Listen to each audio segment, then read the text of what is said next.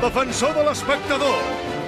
Que el Parlamento catalán recibió con honores a 50 líderes islámicos en el año 2012, o sea, hace 2 días, ¿no? Encabezados por el radical Cianí, fueron adoctrinados sobre la realidad de la nación catalana. No hi ha dret, ja comencem.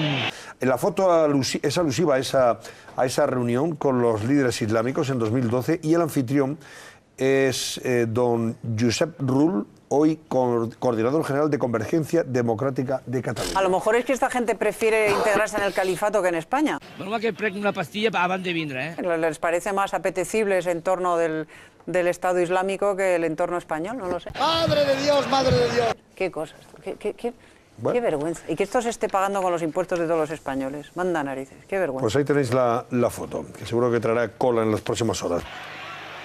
Més que forts, van com ells són, no? A fotre i ja està.